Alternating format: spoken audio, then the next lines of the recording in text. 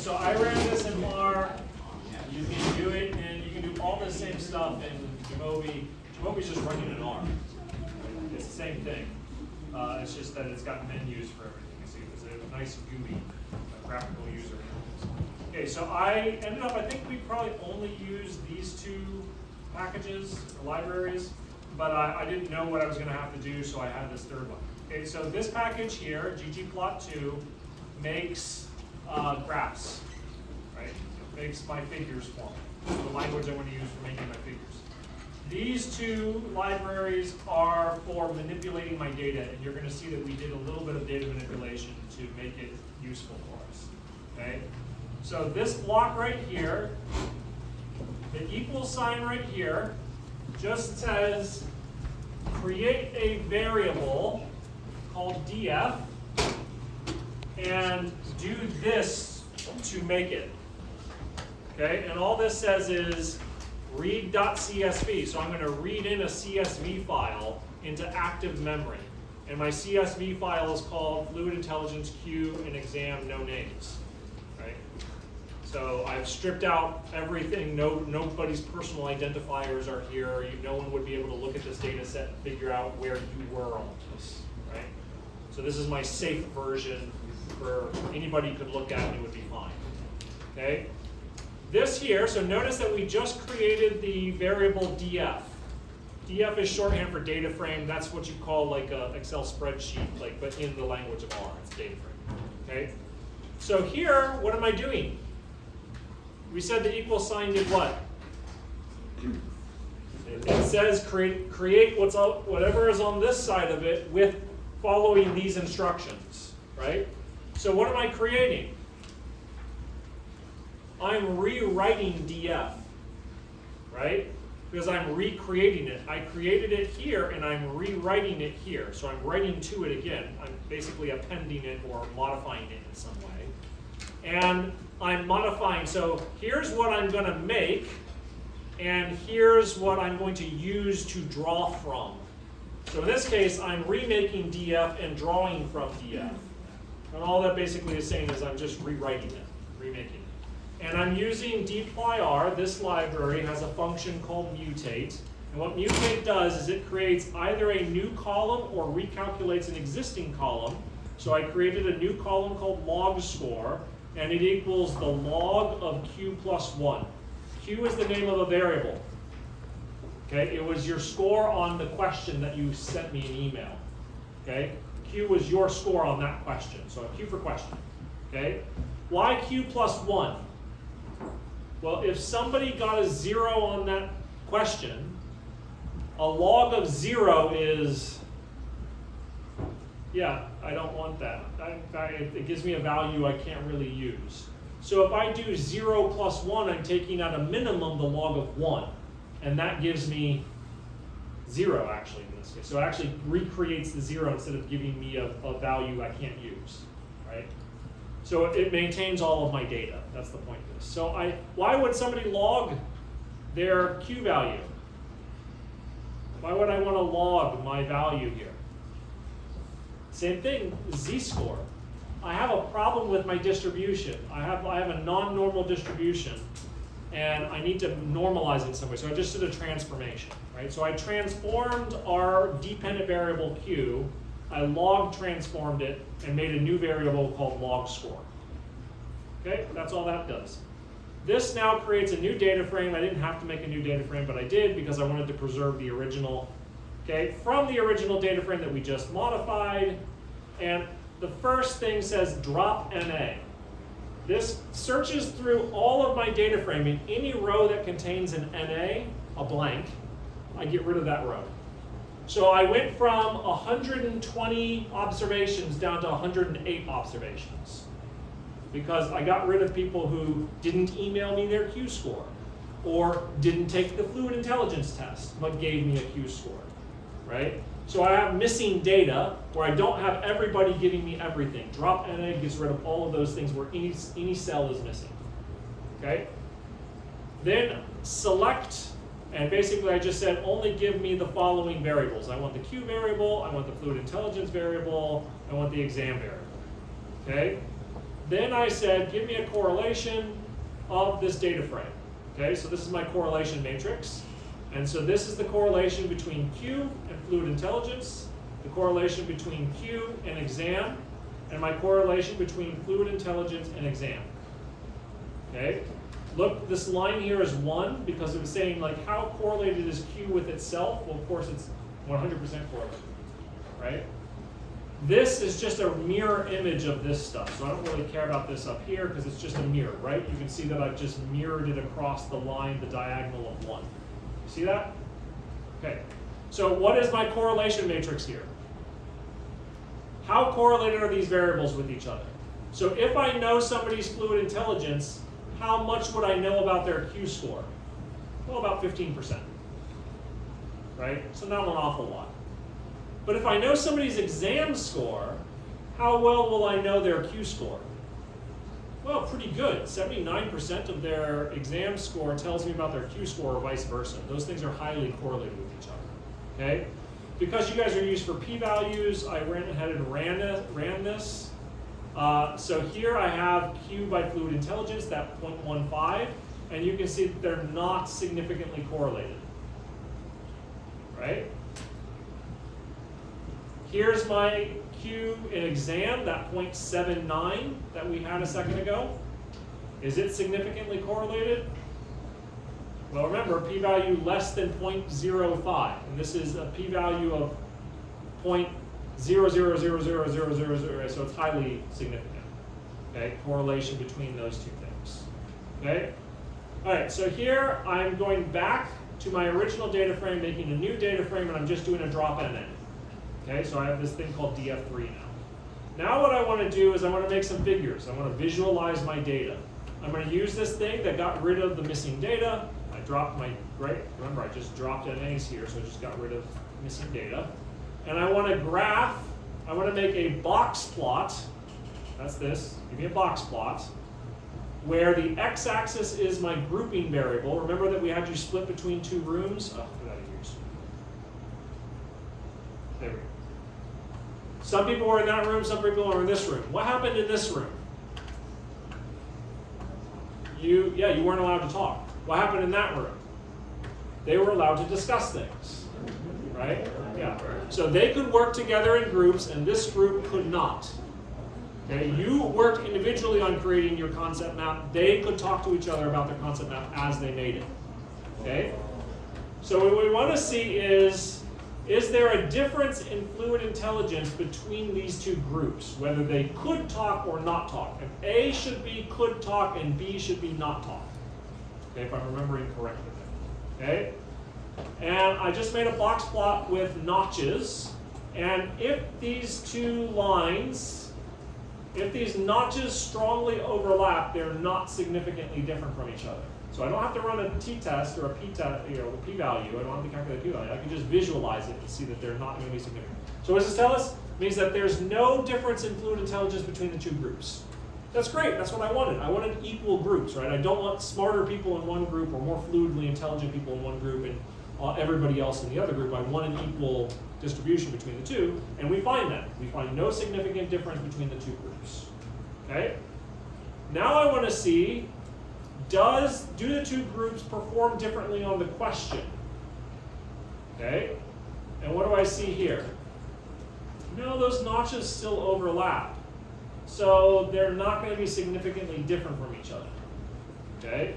The boxes still strongly overlap. They're black lines. The medians are very close together. So it doesn't look like either group is performing on the question differently from each other. I don't predict that I'm going to find a significant difference there. Okay? Next one, I wanted to know whether groups had different exam outcomes. What was your total exam score? Okay? And again, same kind of thing. The exam scores are the same between groups. There's no significant difference between those two groups. Okay? So it didn't matter whether you were in the group that could talk or the group that couldn't talk. You got the same exam score. You performed about the same on the Q, on that particular question, and you didn't have different fluid intelligences to begin with. Okay? Now that's a visual way of showing that information. No p-values, no significance tests have happened yet. We'll construct a model in a second. Okay?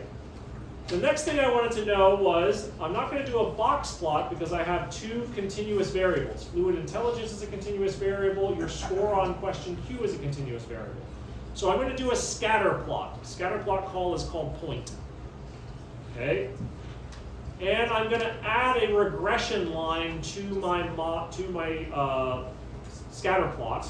And I'm going to use a linear model to do it. So it's just going to make a linear regression on this thing. And I'm going to graph fluid intelligence on the x-axis and exam score on the y-axis. And exam score, we mean the score that you got on question Q. Okay? So here we can see this information. Okay? So you can see that the trend is that as fluid intelligence increases, your score on question Q increased. However, look, the confidence intervals, the gray area around our line, I could draw a blue line that is flat, right? Which means that it's not going to be significantly different, okay? If I can draw a flat line or a negative line, that means there is no relationship between these two variables, okay? So it's not significant, there's just a general trend towards more fluid intelligence and a better score, but it's not significant.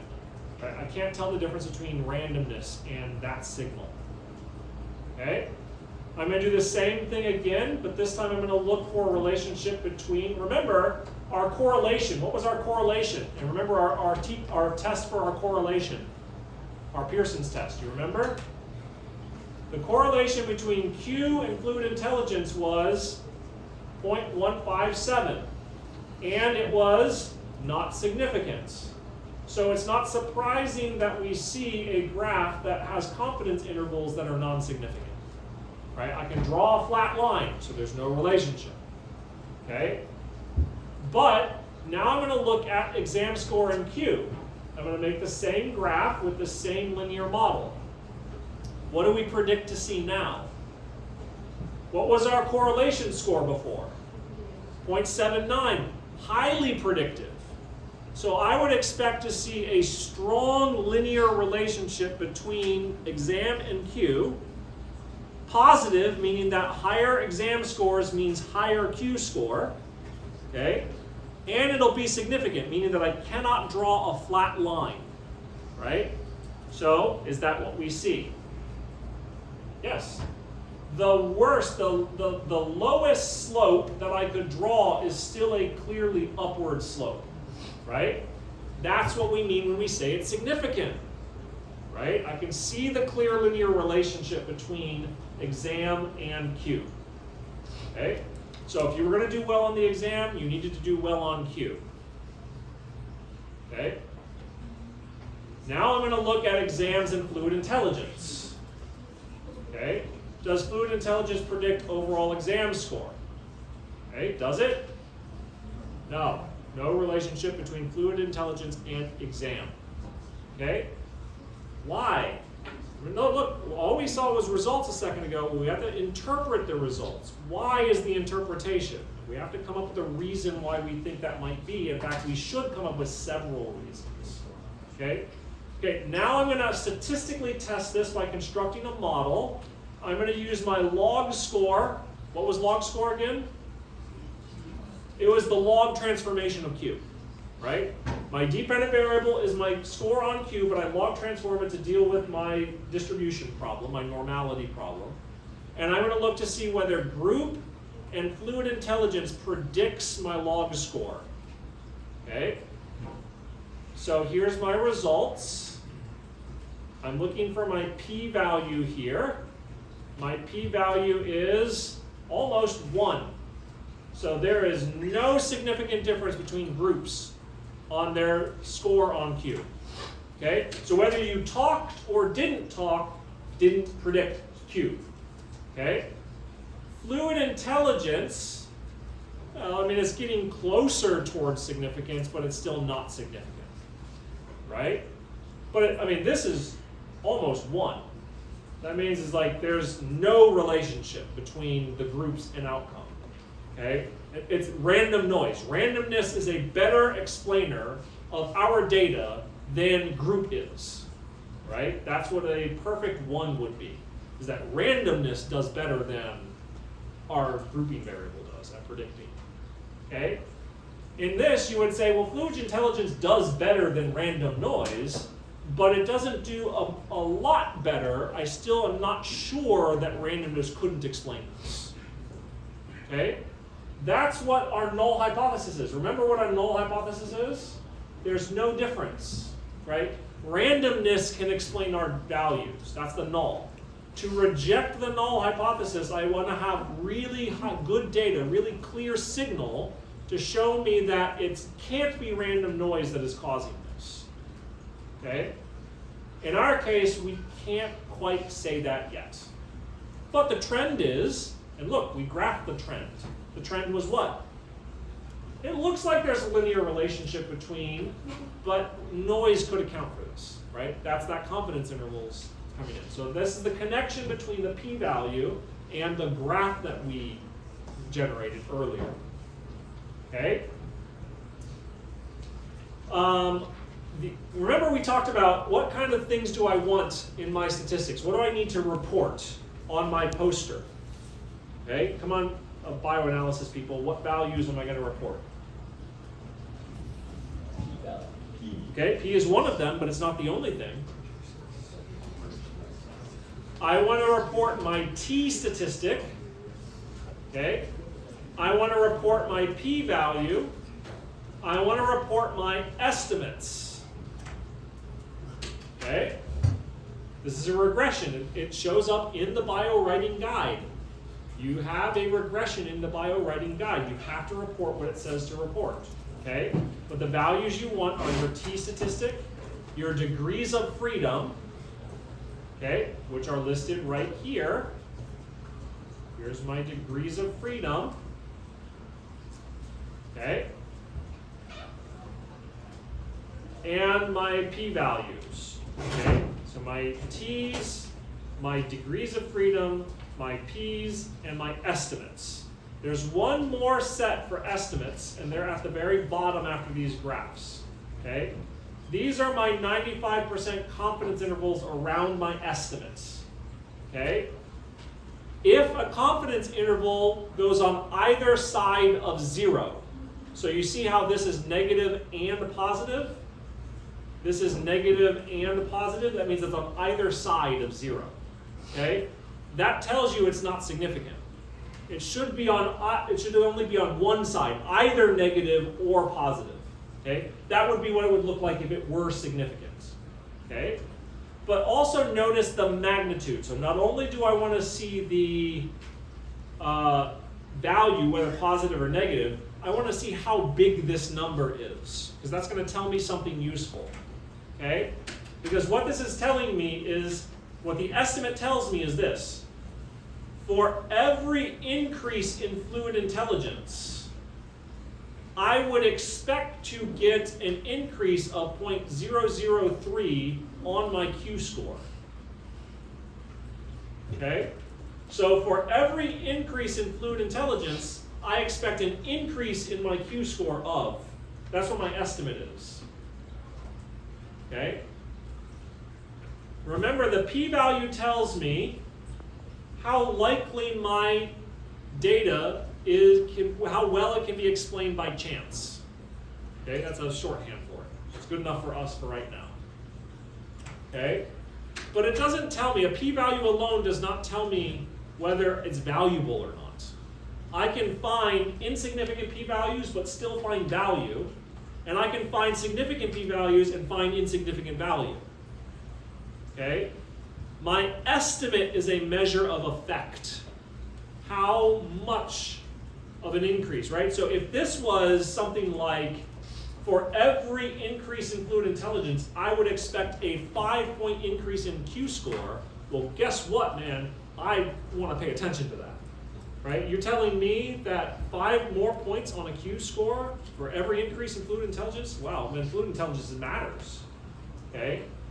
But the p-value might be barely 0.05, or it might even be 0.1, and you could still see an effect size that large. Okay? So that's why I want both of these values, and I want to interpret both of them. Okay? So this is a really small increase in score relative to an increase in fluid intelligence. I don't know why I went over p-value. That doesn't matter. Okay? The confidence interval tells me about this, right? It could be as big as 0.008, right? Well, that's not very much, right? I'm not gonna, if all I'm promising you is if you work really, really hard on your fluid intelligence, you're only gonna get 0.008 more points on a test, how much time should you invest on working on your fluid intelligence? No, it'd be better to just work on the test, right? Fluid intelligence isn't helping you very much, okay? You see how that's different than the p-value? Okay, so that's very useful because it could be as bad as, people actually could have gone worse by being more fluidly intelligent. They're not doing much worse, right? We're talking about a decrease of 0.002, right? So hardly anything, right? So this is nothing to write home about, right? So let's interpret now. These graphs you don't have to worry about. These are checking my assumptions. I looked at them because I want to see that my assumptions are reasonably met. I don't have a whole bunch of outliers. I don't have to do anything else. Notice that my QQ plot here falls close to the line. Before the log transform, it was a big old U shape. That's really bad. So I had to make it better by transforming with the log to make it fall along the line a lot better, right? It's still not perfect, but it's as good as I could get it without like some drastic, even more drastic transformation. Okay? All right, so those are the results. Now let's talk about interpretation. Actually, before we move on, I can say, what questions do you have? Because remember, I've done it once now, and I'm gonna hand you this file, right?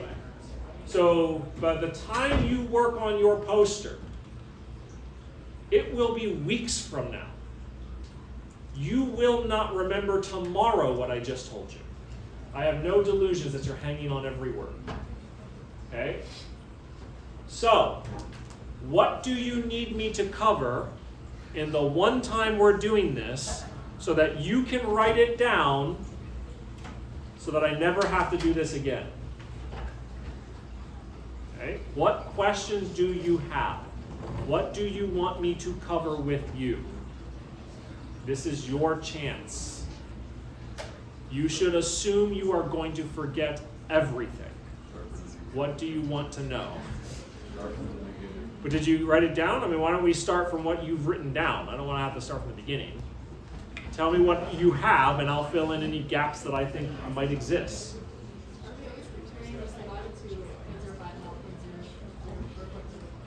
0.05 is an arbitrary determination. There's nothing special about it. Right? It's just convention. Basically, we've done it because we've always done it that way, but there's nothing special about it. So you can set an alpha of whatever value you want. If you have a real small sample size, like you better have a huge signal. You have to have a really big signal to overcome the noise of a small sample. Okay? So, a 0.05 is just a convention thing. That's why I didn't say like 0.2. Remember we said, well, that 0.2 is not significant. It's not 0.05. But that doesn't mean that there's not anything here, right? That's why I wanted us to look at our graph, right? You can see that there's a linear relationship here. It's not significant. It's not strong enough to overcome noise. So we can ask ourselves, if I were to do this study again with a much, much larger sample size, the bigger my sample size is, the tighter my confidence intervals should get to my line. If the average held true and my confidence intervals got smaller, I might actually be able to detect a signal here and say, oh, fluid intelligence does matter.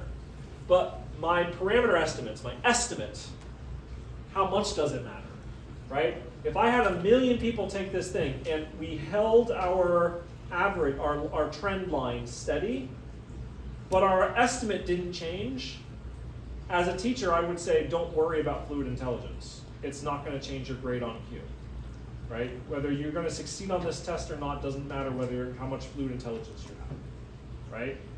It's just, even though it's significant, fluid intelligence does matter a very, very small amount. It's not a large enough amount to care about, right? So do you see what we've done there is we've looked at our results and we began to interpret them, right? We said, If this were to hold true, well, we probably still don't care about it, right? What we would need to see is a really big bump in effect. We would need to see our slope change to a steeper slope. I don't, do we think we're going to see that?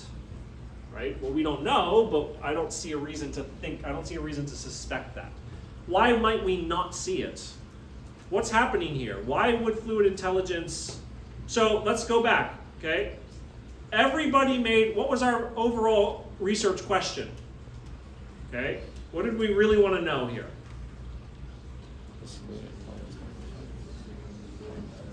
Do concept maps help students do better? And do people with higher fluid intelligence use concept maps more effectively than people with less fluid intelligence? Okay, what have we seen? Do concept maps work? What would we be looking for there? Because we don't have a scenario where concept maps were tested against no concept map, right? We don't have that scenario, okay? So our scenario here is everybody did a concept map, whether you could talk about the concept map with other people or you had to work on it on your own was the difference. Does that seem to matter? No, we see no evidence to suggest that being able to work in a group on a concept map makes the concept map better for you. Okay?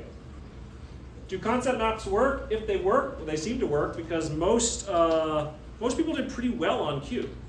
Right? This was a problem. As I was entering the data, if we were to look at the spread of data, so let's go back to, where do we have a Q? Here it is by Q. Okay, look at the median grade. That's the black line here. What's the median grade on Q? Almost 100. What's the median grade on Q? It's in the 90s for sure, right? What is that telling us? Hey, most people did really well on question Q, right? So a follow-up to this would be, well, wait a second.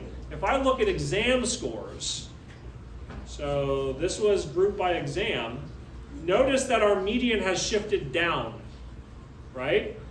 Both groups' median is much closer to 80 than it is to 90, almost 100, right? So what's that telling us? When you guys made a concept map, you did well on that question. When you take the entire exam, how many of you guys made concept maps on all of your chapters? I would assume most of you didn't make a concept map at all on most of your chapters. You only made the concept map on the chapter I made you make a concept map for. So there is a little bit of evidence to suggest that concept maps did benefit you, or what's an alternative interpretation? That question was easy. Concept maps, that was just too easy of a question. Well, you guys tell me, was that an easy question? Okay, why was it easy? Was it predictable for some reason? Like it was like you anticipated he's going to ask us exactly this, I'm just going to study that. Right? Okay, so then what can we conclude about concept maps?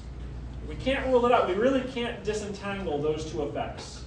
Maybe it was easy because on day one of class you had to make a concept map of it. Right?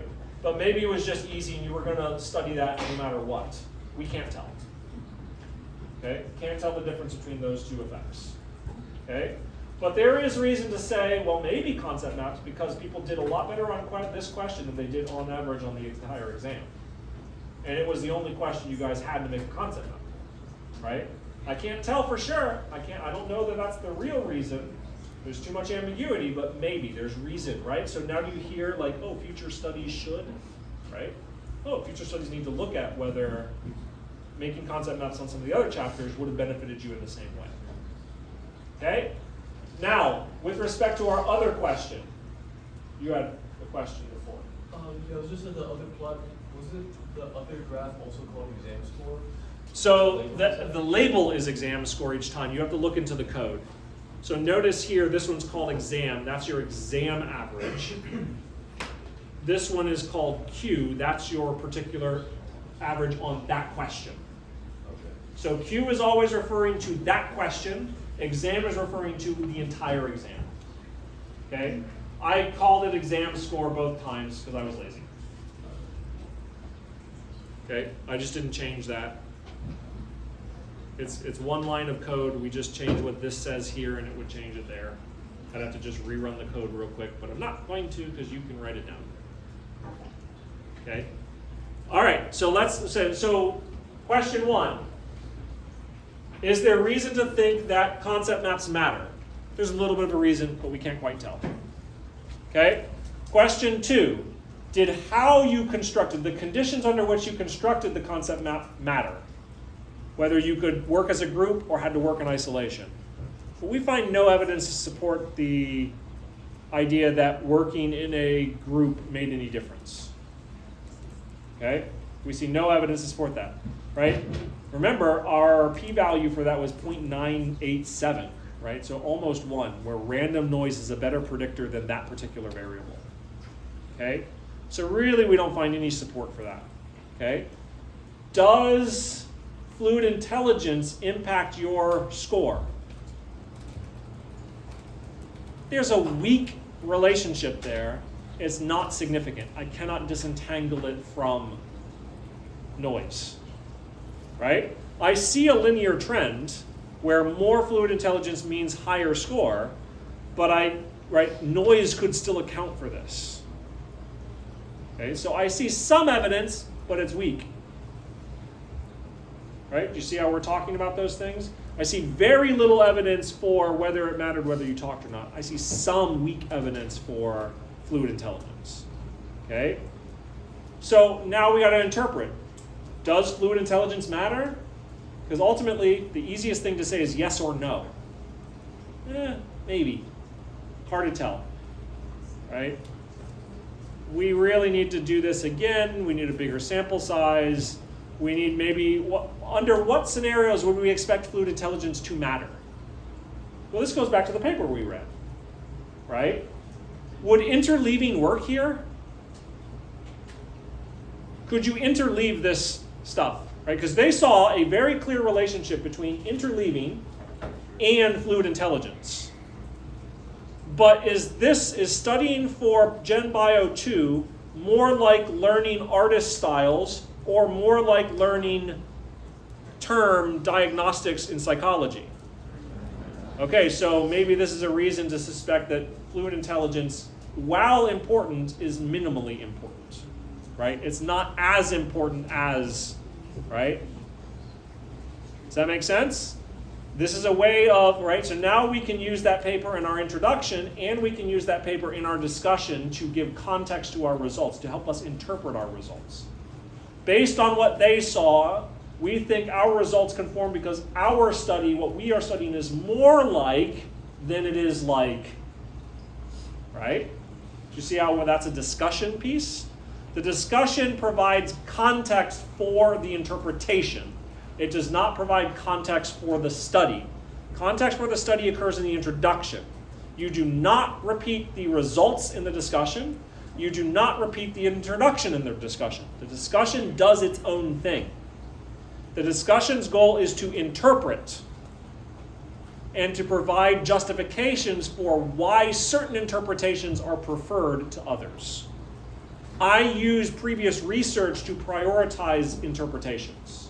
When I cannot prioritize an interpretation, I make a statement like future research needs to show what is still a gap in knowledge. Right? Did they do that in their study? Yeah, they did it all the time in their study. They had a whole section dedicated to future research. Okay? So that's the kind of stuff that you're going to put into yours when you make your poster. All right? Okay, any other questions on this? Yes? So for the table where it had the correlation. Yes. So how do you, I was a little confused. Does the correlation go both ways between the two variables? Or is Yes. it one? Okay. The correlation is just the relationship between the two. It does not say cause, right? So I can't tell whether exam tells me about Q or Q tells me about exam. It's bidirectional, right? I just know that there's a strong correlation between how somebody did on Q and their exam score, but I don't know which predicted who. Okay? All I really care about in the exam table are everything below the line of 1.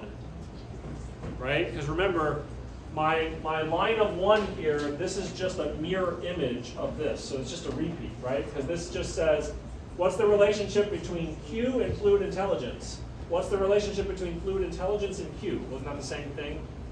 Okay, so these values are the same. Okay, that's why they're the same. Okay, now, you don't have to use every piece of data and every graph in your poster. You need to make a story. You need to figure out what it is you are trying to show and then pick from what is available to tell your story. Okay? I am not going to differentiate that for you. This is the thing that you have to think through and make decisions about, right? This is something that you're going to have to do when you do your own study, so I need you to practice it now. Okay? Why would we care about showing this graph, or this graph, or this graph, right? Or this one? I'm not going to just throw every single thing I constructed on there, right? It's too much. There's too many graphs. Okay? I want to tell a story. I want to tell it succinctly. Because again, people don't want to read, right? They want to know, what were you trying to do? What did you find? What do you think it means? Okay? They want to know that quickly and efficiently. So how do I tell that story? Okay? That's on you to begin to work on. You can talk to each other about it. You can, our next lab is after spring break. That lab will only be making your poster for this project. Okay? You can do it while on spring break if you want to, and have it mostly done before you leave this week for spring break, and then you're putting final touches on it in lab and getting feedback on it. Or you can procrastinate, and you can begin making it that week.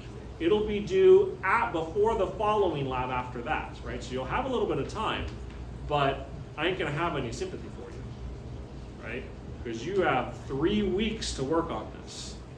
So it better be spectacular. Okay? So you have 3 weeks to work on this.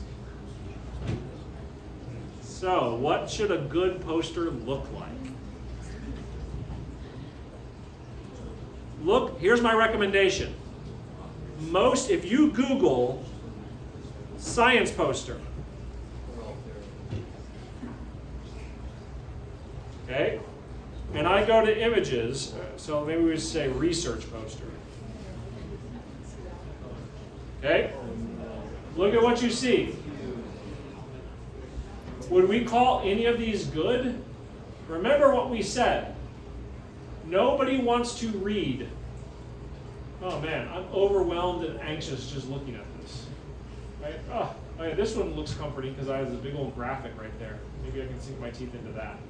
But something like this one here, look at that text. Look at that text. Look at, it looks like every thought that popped into their brain went into a figure. Okay? That's busy. It's a lot of work. You're putting a lot of pressure on your audience. Your audience does not, you know what's happening? They're holding a cup of wine or a beer in their hand while they're going around to your poster. Do they look like they, will we have wine or beer? Is that what you're asking? Yeah. No. Are We'll have some Martinellis or something. Okay. So they're not here to work. They're here to socialize.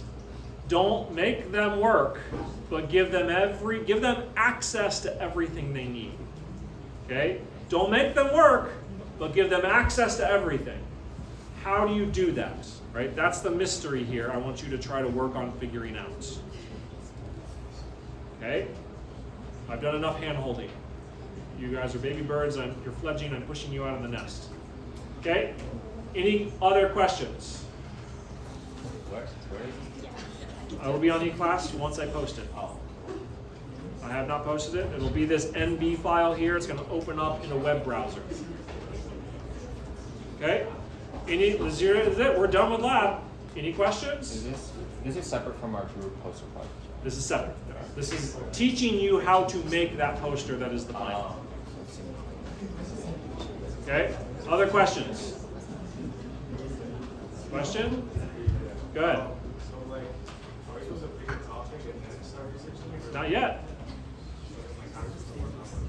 Why don't you read the syllabus schedule? The syllabus schedule has when group projects begin.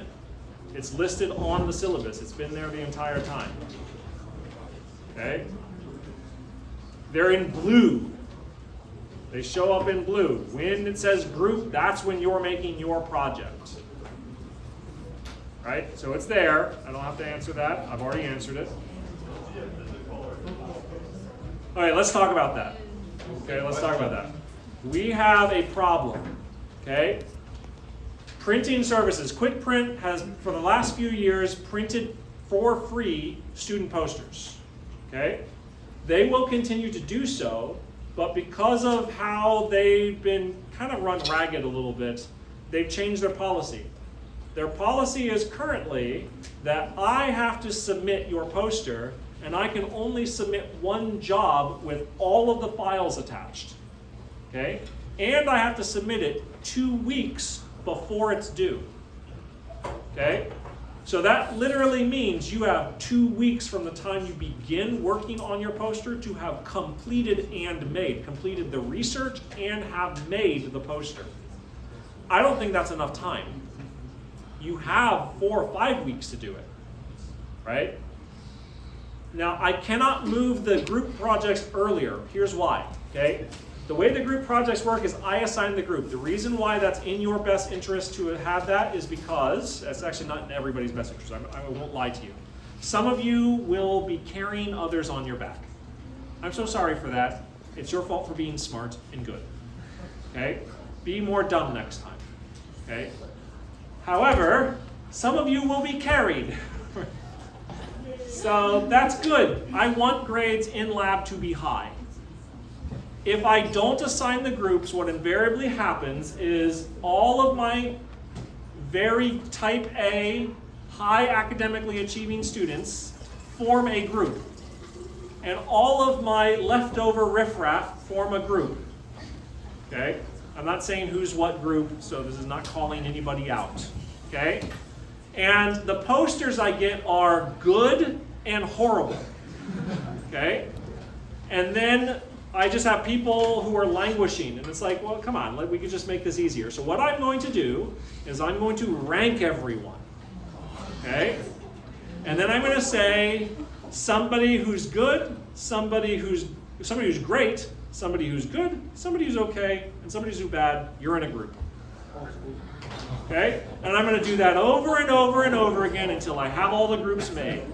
So that everybody's group has at least 2 to 3 people who will contribute to the poster. And there's probably one deadbeat, right? Most groups won't have a deadbeat, but your group could have a deadbeat. Okay, I don't promise no deadbeats. Okay? You tell the deadbeat that they're a deadbeat, and then you email me, and if it's a real problem, I will step in. Okay? But I need an email train that tells me what the problem is, and I will send you a form to say, here's how I've contributed, here's how everybody else in my perception has contributed to this project. I take everybody's thing, and then I decide who gets what grade. Okay? Okay? That's what's going to happen if you decide to tank it on somebody else. I'm not just lowering I'm not raising your grade because somebody was a deadbeat in your group. Okay? I'll lower their grade if that's what you want me to do. Okay? But I'm not raising your grade in compensation for it. Okay? Real life sucks, right? Group projects suck, but they're necessary. They're a necessary part of because in actual professional work, nobody works in isolation. Everybody works in a group. And every group, no matter how you try to filter it, is always going to have somebody who's harder to work with, that you have to kind of work the process through. This is part of the training on how to be a professional. Okay? But by me controlling it, I guarantee you that you're going to have somebody that you can work with and who is going to help you. You're not going to be alone doing this project. Okay? Are we clear on that? So the rationale is it helps everybody's grade get higher. It's a little bit more equitable. Yes, it does put more pressure on some people than others. I'm sorry about that, but I'm not that sorry. We always have to do it no matter what. The lesson here is if you know you're going to be a deadbeat, don't. Right? Don't be that person. Nobody wants to work with you. Okay? All right. Are we good on that? Yes. How are you ranking everyone? I'm ranking you on your best metric for me is exam scores.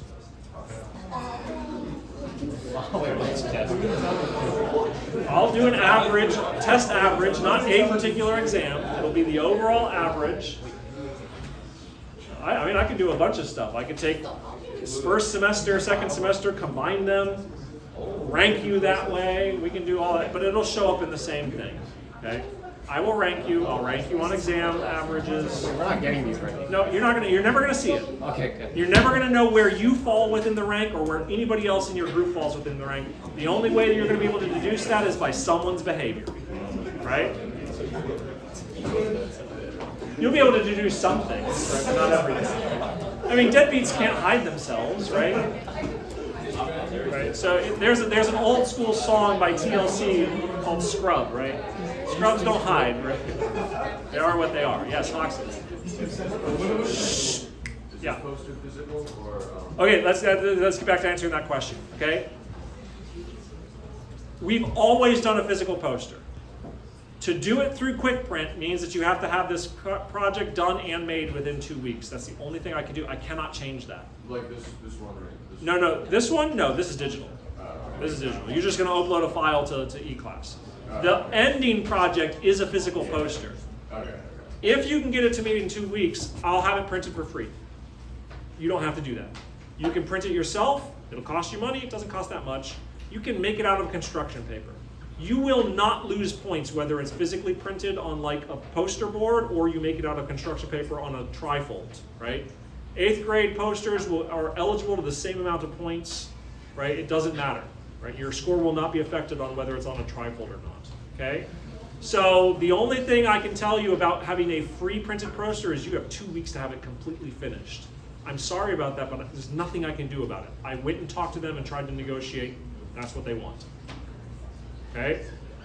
You have more time to do this than 2 weeks, right? You have 4 or 5 weeks to do it. Okay? Actually, I think you have 4 weeks total. Okay? Huh? Make a disclaimer. Yeah, go ahead. Your disclaimer is that if you bring in a very messy trifold, that will impact your grade. So we are going to look for neatness, but we're not going to get a ruler out and be like, this letter is a little nudge 60 too degrees high, off. right? There's leniency on the trifold thing, but it should still look neat, right? So easiest thing is also design it in PowerPoint or Canva first, and then use that as a model for your other stuff. That's just the easiest way to do it. Absolutely, you should make it digitally. It's super easy. In fact, I think there's a template for a digital poster on eClass already. Just a PowerPoint slide that's already 4 foot by 3 foot. Yes. Do you recommend we just edit that template? Yeah. Sure. Yeah, you can do Canva if you want. You can do PowerPoint if you want. It's easy to make a poster. I gave you the template so that you already had a custom slide that was 3 foot by 4 foot. Okay. Make sure you guys have like the Southern stuff at the top and bottom as well, like the Southern contact information, science biology department with our little like Parthenon Logos, logo. all that stuff's on the internet. You just search bio logo, Southern biology logo, and you'll find it. It'll come up. There'll be a JPEG file you can download and slap it in. Okay. Any other questions? But remember, all you're doing for this poster is making a poster of this project. Your future project that's actually graded is a separate, I mean, this is graded too, but the thing that's the final is a separate thing. Just weighted very Yes. It's on the data, the concept map. You don't need the raw data, I don't think. If you can tell me why, I can give you the data, but I would want to know what you're going to want to do with it. I like that for the topic, What? like that's the topic for this digital. Yes, the digital poster is our experiment on concept maps and fluid intelligence. You're making a poster of that. Okay, any last second questions? Yes. After we submit our posters for this next Sunday, Yes. can you show us an example of like what you would have expected us to turn in? There's no set expectation. I will show you examples of what I think is good and stuff. We can talk about that too. There's no reason to like, if you don't ask me any questions about goodness and badness, like one, I'm not gonna just like show you, here's good, just do this, right? Because that's mindless work, that's not what I do, okay? If you wanna talk about what makes something good or what makes something bad, we will talk about it. You can talk about it whenever we want to talk about it, right? Office hours are office hours, lab is lab time, you have time to do that. And you don't have to wait till after. There is no need for a surprise. But if you never answer the question, I won't bring it up, right? You are an independent person, you think for yourself, I will only answer the questions you ask me. I'm not gonna try to intervene on your behalf, okay? This is about professional development, it's about problem solving. That's why I will not do it preemptively for you, because then I'm doing it and you're not doing it, okay? And I already can. I need you to show me you can. Okay? Any other questions? Yes? So you said we need to emphasize, what the audience is gonna be wanting to get out of the poster and take away from it. So you said the research questions, the implications. That's a So, good place to start, yes. So my question is, do we need to have, intro, methods, results, discussion, conclusion, all of those 5 in the poster, or You should have all the information available. Not everything needs to show up in the poster. Everything needs to be available. There is a difference in those two statements. So if you're gonna do all that, make it really brief, like 1 sentence kind of thing. All right, I'm gonna throw on the file down here. Or you write another paper and then link a QR code to the side. Well, you have to have that. With I meant for the this one. Right. Same. Yeah, it's the same thing for this one because you'll technically have that information, but you want to make sure you have only the most important concise. This is not a great week to come to office hours. I'm sick. So if you don't want to be sick during your spring break, don't get in a closed room with me.